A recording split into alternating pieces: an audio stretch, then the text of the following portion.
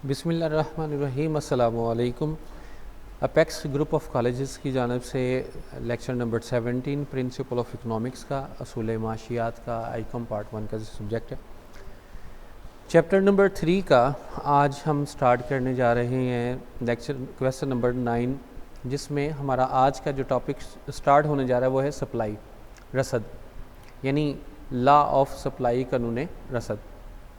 कानून रसद को एक्सप्लेन करने से पहले, लॉ ऑफ सप्लाई को एक्सप्लेन करने से पहले हमें देखना कि रसद क्या चीज़ है।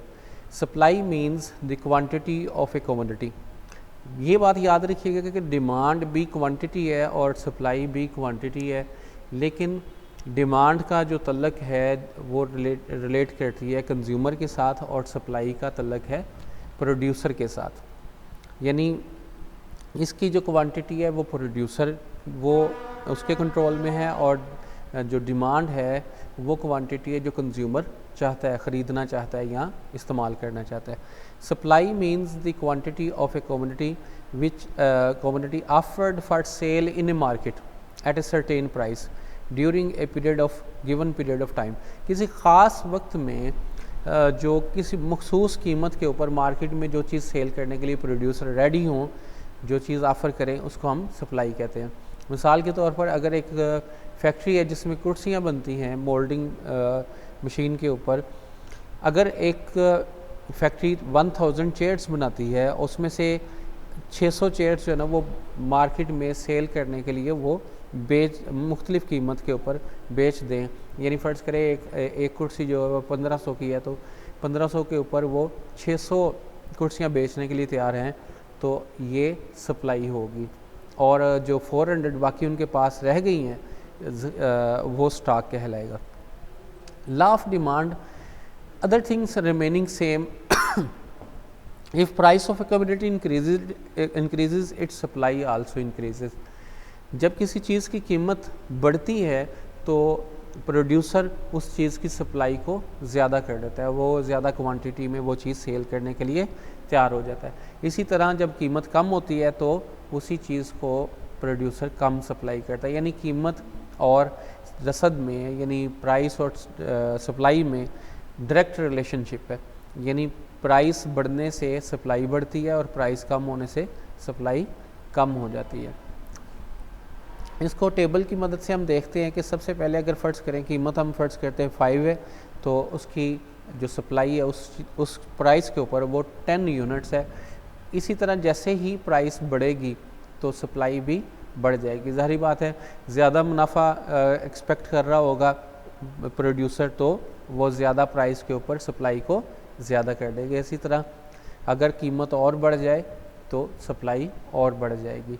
आपने डेफिनेशन के मुताबिक ये टेबल बनाना है, और ये तो बुक के मुताबिक आप कुछ भी बना सकते हैं। यानी प्राइस को आप बढ़ता हुआ या गिरता हुआ शो करेंगे। अगर प्राइस बढ़ती हुई शो करेंगे तो सप्लाई भी बढ़ती हुई शो करेंगे, और अगर प्राइस गिरती हुई शो करेंगे तो सप्लाई भी गिरती हुई शो करेंगे इसमें।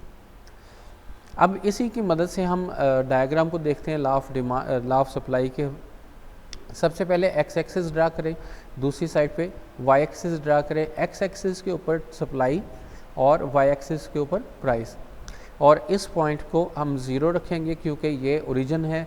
और अब उसके बाद प्राइस क्योंकि 5, 10, 15 है, 5 का डिफरेंस रखें 0 से 5 तक, ये पॉइंट रख के फिर इसी तरह नेक्स्ट अगला पॉइंट 5 का डिफरेंस और फिर अगला पॉइंट, यानी 5, 10 और 15 प्राइस को हमने वाई एक्सिस पे मेजर किया। इसी तरह 10, 20 और 30 ये जो ये है, ये सप्लाई को हम एक्स एक्सिस पे मेजर करेंगे। अब हम इसको ड्रा करेंगे 1 बाई 1, प्राइस के और सप्लाई के पॉइंट्स को आपस में मिलाएंगे। सबसे पहला पॉइंट है 5 प्राइस को हम 10 से मिलाएंगे। 5 को आप राइट साइड पे डॉटेड लाइन पे के साथ मूव करें, और 10 पॉइंट को ऊपर की तरफ, जिस जगह ये दोनों पॉइंट मिलेंगे ये हमारे पास एक पॉइंट बन जाएगा। इसी तरह 10 को हम मिलाएंगे 20 के साथ। 10 प्राइस को 20 के साथ मिलाने से हमारे पास ये सेकंड पॉइंट बन गया, और 15 को 13 से मिलाने से थर्ड पॉइंट बनेगा। इन तीनों पॉइंट्स को जो कि हमने प्राइस और सप्लाई इनको ज्वाइन करने से बनाए हैं, इनको आपस में अगर ज्वाइन कर दें तो एक सप्लाई कर्व हमारे पास एस एस सप्लाई कर्व हासिल होगा, जो कि डाउनवर्ड, जो कि अपवर्ड मूव कर रहा है लेफ़्ट टू राइट, यानी बाएं हाथ से दाएं हाथ ऊपर की तरफ मूव कर रहा है। इसका ऊपर की तरफ मूव करना ये शो कर रहा है जैसे कि ये पॉजिटिव स्लोप है इसका जो डायरेक्ट रिलेशन है प्राइस और सप्लाई के दरमियान, कि प्राइस के बढ़ने से सप्लाई बढ़ेगी, ये इस रिलेशनशिप में शो हो रहा है। अब यहाँ पे लॉ ऑफ सप्लाई तो कंप्लीट हो गया। अब इसकी अजम्पशंस हैं कुछ के कौन सी चीज़ें ऐसी हैं जो हम अज्यूम करेंगे लॉ ऑफ सप्लाई को डिस्कस करते हुए कि ये चेंज नहीं होनी चाहिए। सबसे पहले ये cost of production should not change, मसारफ़ पैदाइश तब्दील ना हो। मसारफ़ पैदाइश कास्ट ऑफ प्रोडक्शन, किसी चीज़ को बनाने के ऊपर जो अखराजात आते हैं उसको हम कास्ट ऑफ प्रोडक्शन मसारफ़ पैदाइश कहते हैं।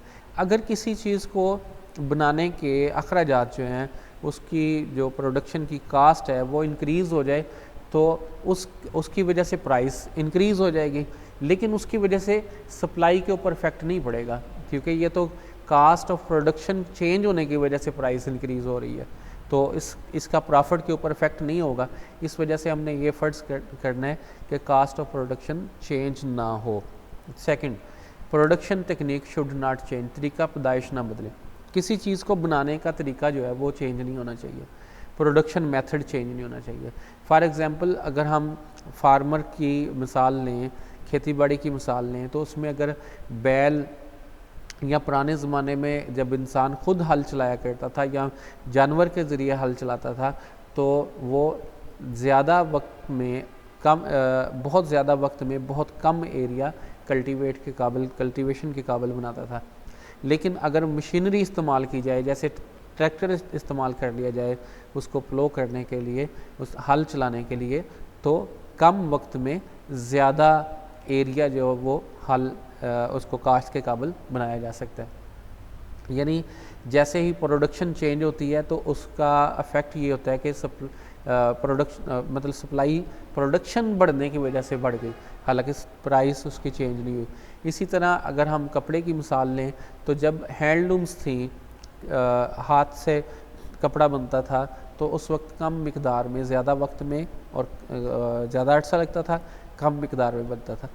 लेकिन जैसे ही ये मशीनरी के ऊपर मूव हुआ तो ज़ाहिर बात है मशीनरी कम अरसे में ज़्यादा कपड़ा बना लेती है, तो प्रोडक्शन टेक्निक चेंज होने से प्रोडक्शन ज़्यादा हो जाएगी, पैदावार ज़्यादा हो जाएगी और उससे सप्लाई बढ़ जाएगी। तो सप्लाई जो है वो प्रोडक्शन भी चेंज कर रही है। इस वजह से हमने भी फ़र्ज़ करना है कि प्रोडक्शन की जो टेक्निक है, जो इसका मेथड है, वो चेंज ना हो।